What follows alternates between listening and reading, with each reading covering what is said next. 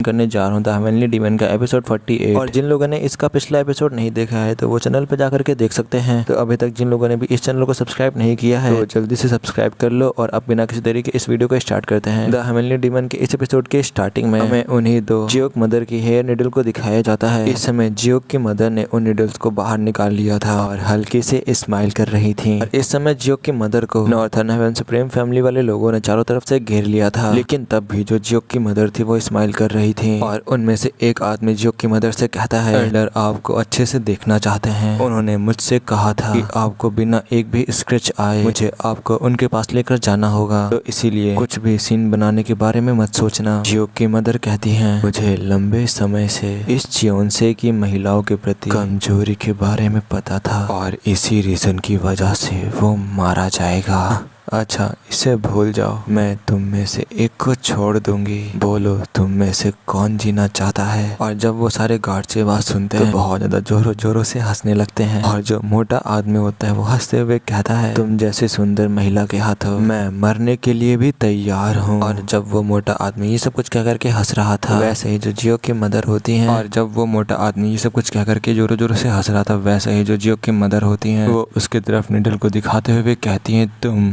तुम मेरे उस कुत्ते से मिलते हो जिसे मैंने बचपन में पाला था। और ये कहते ही जो जियोक की मदर होती है वो अपने हाथों को बहुत ज्यादा स्पीड में पीछे की तरफ ले जाने लगती हैं। और जब वो मोटा आदमी अपने जियोक की मदर की बात सुनता है तो चिल्लाते हुए कहता है, तुम कमीनी कहीं की। और जब वो मोटा आदमी ये कह ही रहा था, इस समय अपने जियोक की मदर ने उन चारों में से किसी एक आदमी के ऊपर अपने नीडल्स को घुसा दिया था, उसके सर के आर पार कर दिया था। इस समय उस आदमी के शरीर से बहुत ज्यादा खून निकलने लगा था उन नीडल्स की वजह से। और वो कुछ समझ भी नहीं पाया था कि जस्ट अभी क्या हुआ। ये सब कुछ इतने स्पीड में हुआ था, वहाँ पर कोई भी नहीं समझ पाया था कि जियोक की मदर ने कब अपने नीडल्स को उसके सर में गड़ा दिया। वो आदमी अभी भी वैसे ही बस हंसता जा रहा था। उसे तो थोड़ा सा भी सेंस नहीं हुआ था कि जस्ट अभी हुआ तो हुआ क्या। और देन वैसे ही जियोक की मदर अपने नीडल्स को बहुत तेजी से खींच लेती है, जिसकी वजह से उसके सर से और भी ज्यादा खून निकलने लगता है और चारों तरफ हवा में फैल जाता है। और जब उसके आदमी ये सारी चीजें होते हुए देखते हैं तो वैसे चिल्लाते हुए कहते हैं, आखिरकार इस औरत की प्रॉब्लम क्या है। और जब वो आदमी ये कह रहा था वैसे ही जियोक की मदर अपना पैर पीछे करती हैं और वैसे ही अपने नीडल्स के साथ में घूम जाती हैं। और इसमें बस में चारों तरफ खून ही खून को दिखाया जा रहा था। इसमें जो वो मोटा आदमी था वो तो कुछ सेंस भी नहीं कर पा रहा था कि जस्ट अभी क्या हो रहा है। इन अटैक्स की स्पीड इतनी तेज थी, वहाँ पर किसी को कुछ करने का मौका नहीं मिला था। सबके सब खड़े के खड़े रह गए थे। वो मोटा आदमी बस चारों तरफ खून को बहते हुए देख रहा था। उसके सामने उसके साथियों के सर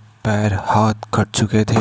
4 लोगों में से 3 लोग मारे जा चुके थे और उनमें से अब सिर्फ बचा था एक, वही मोटा आदमी जो कि इस समय अपनी जियोक की मदर को ही बस ध्यान से देख रहा था। देन वैसे ही जियोक की मदर अपने नीडल्स को छिड़कती हैं, जिससे कि जो उन पर लगा हुआ खून होता है वो उनसे छूट करके नीचे गिरने लगता है। और अपने नीडल्स को छिड़कने के बाद साफ करने के बाद अपने बालों में दोबारा लगाने लगती है और दोबारा से उसी मोटे आदमी से कहती है, तुम परेशान मत हो। और ये कहने के बाद उसके तरफ आगे बढ़ने लगती है। और जब वो मोटा आदमी जियोक की मदर को अपनी तरफ आता हुआ देखता है तो वो सडर होने लगता है, वो बहुत जोरों से कांपने लगता है। इस समय जियोक की मदर उसके पास आते हुए और अपने एक हाथ को उसके सर के पास में ले जाते हुए कहती है, हाँ मैंने तुम्हें नहीं बताया था मैं तुम में से एक को नहीं मारूंगी, छोड़ दूंगी, तो तुम इतना क्यों डर रहे हो। और ये कह करके अपने हाथ को मतलब अपनी एक फिंगर को उसके माथे के ऊपर लेकर जाती है। और देन वैसे ही हमें उसके मत्थे के ऊपर उस मोटे आदमी के आंखों के बीच से खून को बहते हुए दिखाया जाता है। और इस समय जो वो मोटा आदमी था वो कुछ भी नहीं कर रहा था, वो बस ध्यान से अपनी जियोक की मदर को कांपते हुए देख रहा था। और दोबारा से जियोक की मदर उस मोटे आदमी से कहती है, क्योंकि इस समय मेरे पास ब्रश और इंक नहीं है, तो इसीलिए थोड़ी देर मुझे अपना माथा उधार दे दो। और अब यहीं पे सीन कट होता है और अब हमें कुछ देर बाद उसे दोबारा से मोटे आदमी का सीन दिखाया जाता है। इसके माथे के ऊपर कुछ निशान बन चुके होते हैं जो कि किसी और ने नहीं बल्कि अपने जियोक की मदर ने लगाए थे। और वो आदमी इस समय पहुंच चुका था नॉर्थर्न हेवन सुप्रीम फैमिली के अंदर। और जो इस समय वो आदमी था वो बस अपने पैट्रियार्च के सामने झुका हुआ था। और देन वैसे ही पैट्रियार्च कहते हैं, क्या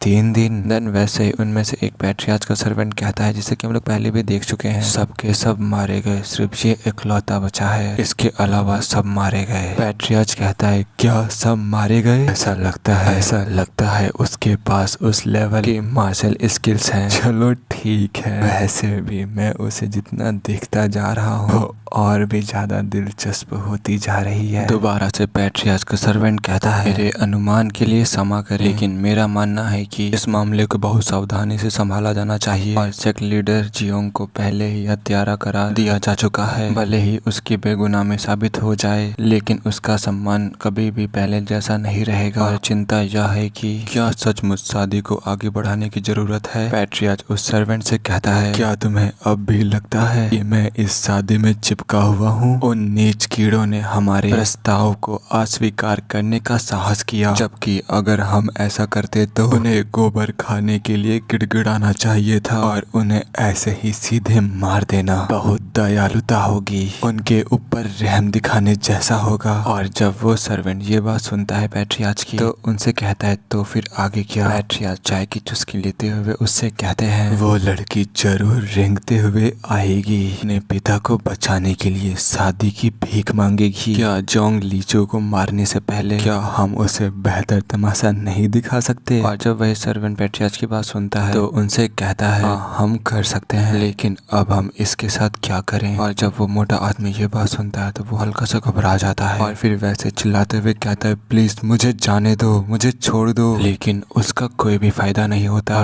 बस अब हमें उसके शरीर के आसपास बस खून ही खून को दिखाया जाता है। और इस समय जो जिस कप में चाय को पी रहे थे, उसी कप से उसी मोटे आदमी का मुंह फाड़ देते हैं। और इस समय अब वो जो आदमी था वो मारा जा चुका था, जिसे कि वो सर्वेंट भी अपना सर नीचे करके देख रहा था। और इस समय जो पैट्रियार्च के पीछे लड़की खड़ी हुई थी, उसने तो अपनी आंखों को भी बंद कर लिया था। दोबारा से पैट्रियार्च कहता है, इतनी पैथेटिक स्टेट में लौटने की हिम्मत करता है? मुझे इस जैसे कुत्ते की बिल्कुल भी जरूरत नहीं है मेरे इस घर में। 3 डेज, हाँ वो सेक्ट लीडर जियोंग को वैसे भी नहीं ढूंढ पाएगी। मुझे उत्सुकता है कि वो क्या करने की कोशिश करेगी। और अब इसी के साथ में यही सीन कट होता है। इतनी सारी जगहों पर खोजने के बाद भी कोई सुराग नहीं मिला। क्या मैं सचमुच फादर को ढूंढ सकती हूँ? इस तरह नॉर्थन हेवन सुप्रीम फैमिली के सारे बिजनेसेस एरियाज को इंस्पेक्ट करके, वहाँ पर आसपास घूम करके क्या मैं अपने फादर को ढूंढ सकती हूँ? और ये अपनी चैरियन होती है। दोबारा से चैरियन कहती है, और ऐसा तो बिल्कुल नहीं हो सकता कि वो लोग फादर को किसी ऐसी जगह पर छुपाएंगे। नहीं, अभी के लिए मैं कल ही ली हैंगजंग से मिलूंगी। जब तक थोड़ी सी भी उम्मीद है, मैं हर कोशिश करूंगी अपने फादर को ढूंढने के लिए। लेकिन वैसे ही जो चैरियन होती है वो किसी चीज को नोटिस करती है। इस समय जो चैरियन का हाथ था, जिसमें कि चैरियन ने विंड गॉड का दस्ताना पहना था, वो बहुत जोरों से चमकने लगा था। और वैसे ही अपने हाथ को देखते हुए चैरियन अपने मन में कहती है, ये फीलिंग तो विंड गॉड आर्मर से आ रही है। और फिर वैसे ही चैरियन खिड़की खोलते हुए कहती है, ली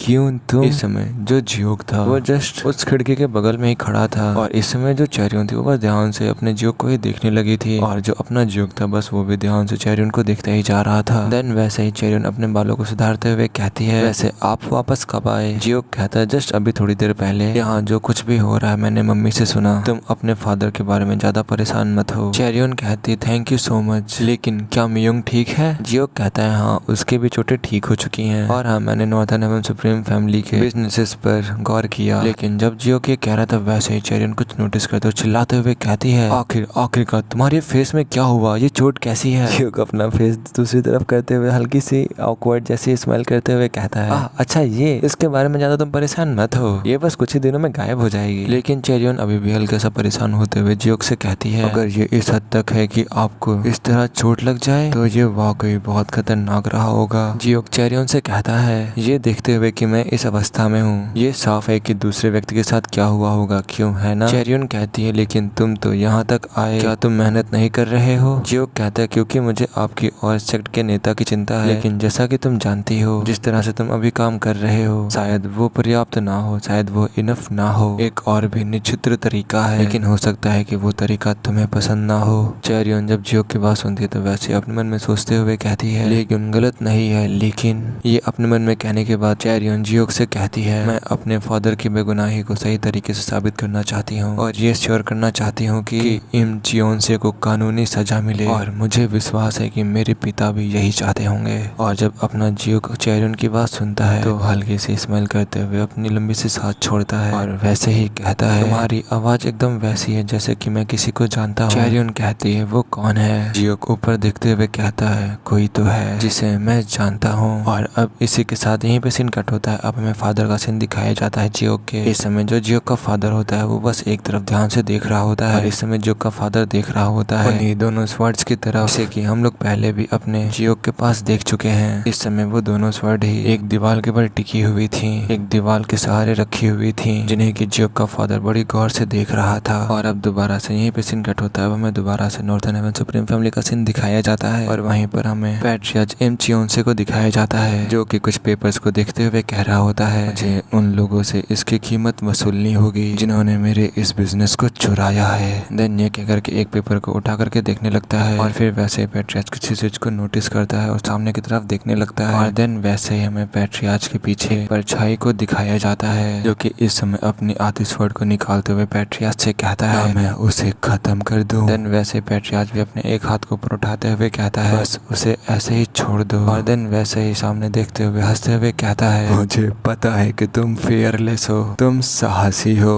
देन वैसे ही वहाँ पर हल्की हल्की तेजी से हवा चलने लगती है और जितनी भी अगरबत्तियां मोमबत्तियां वहाँ पर जल रही होती सब बुझ जाती हैं। समय खिड़की से बहुत जोरों की हवा आने लगी थी और वहाँ पर रखे हुए सारे पन्ने उड़ने लगे थे। और इस समय पैट्रियार्च के एकदम सामने अपना जियोक खड़ा हुआ था। इस समय जियोक अपना बस पैट्रियार्च को ही ध्यान से देख रहा था और सही में जो ये वाला सीन था एकदम एक गूज़ बम्प्स दिलाने वाला था। पैट्रियार्च दोबारा से कहता है, मुझे पता था कि तुम फेयरलेस हो, लेकिन मुझे नहीं पता था कि ये इस हद तक होगा। लेकिन इस समय जो अपना जियोक था वो बस पैट्रियार्च को देखते हुए हल्के से स्माइल कर रहा था। दोबारा से पैट्रियार्च जियोक से कहता है, अब जब मैं तुम्हें सामने से देख पा रहा हूँ तो सचमुच जो तुम्हारी आंखें हैं वो मैडम यो जैसी ही हैं। लेकिन वैसे ही जियोक आगे बढ़ते हुए पैट्रियार्च से कहता है, मैंने माँ से सुना है कि कुछ दिलचस्प हुआ है। पैट्रियार्च कहता है, हाँ, उन्होंने मुझे 3 दिन दिए हैं और सही में उसमें भी मतलब तुम्हारी माँ में भी एकदम तुम्हारी ही तरह दुस्साहसी प्रवृत्ति है। तुम्हारे साथ ईमानदार होने के लिए मैंने इसके बारे में सोचा। मैं अब तक बहुत ज्यादा शांति में डूबा रहा हूँ। मेरे पास जो था मैं उससे संतुष्ट था और एक भोली भाली औरत भी पहले कभी मेरे बुलावे को ठुकरा नहीं पाती। और वुहान मर्चेंट अलायंस के साथ में, और यहाँ तक कि तुमने वुहान मर्चेंट अलायंस के साथ कॉन्ट्रैक्ट भी कर लिया, मेरे कॉन्ट्रैक्ट को छीन लिया। आखिरकार उन एक्शंस के कॉन्सिक्वेंसेस को कौन भुगतेगा, उन्हें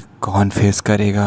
मैं तुम्हारी बातों की सराहना करता हूँ, लेकिन आज मैं भारी कंधों के साथ आया हूँ। पैट्रियार्च कहता है, क्या भारी कंधे? तुम दोबारा से बकवास करने लगे? जियोक कहता है, 3 दिन मम्मी के लिए काफी हैं, लेकिन क्या ये अभी भी छोटी उम्र नहीं है? ऐसे समय में तुम्हें वास्तव में क्या चाहिए? ये the drifting cloud and flowing water का सिग्नेचर प्रोडक्ट है, जो कि फेमस है इसके स्वीटनेस और बहुत अच्छे टेस्ट की वजह से। देन वैसे ही जो पैट्रियार्च होता है वो भी ध्यान से उस फ्रूट को देखने लगता है, लेकिन दोबारा से जियोक हंसते हुए कहता है, ये एक पीच है जो कि इंक्रीज करता है किसी की भी लाइफ स्पैन को। क्या तुम इसे खरीदना पसंद करोगे? और इसी के साथ ये वाला एपिसोड यहाँ पे खत्म होता है। और यार जिन लोगों ने अभी तक भी इस चैनल को सब्सक्राइब नहीं किया है तो ऐसे ही मजेदार स्टोरीज को देखने के लिए इस चैनल को सब्सक्राइब कर लो और बेल आइकन को भी ऑन कर देना, जिससे कि मेरी लेटेस्ट वीडियो आप तक पहुंच सके। और सही में जो इस मानवा की स्टोरी वो काफी ज्यादा अच्छी है, कैरेक्टर डेवलपमेंट स्टोरी वगैरह इसकी काफी अच्छी है, इसीलिए इस वीडियो को ज्यादा से ज्यादा शेयर करो और कमेंट करके जरूर बताना कि आज मैंने कैसा एक्सप्लेनेशन किया। तो बाय बाय, मिलते हैं नेक्स्ट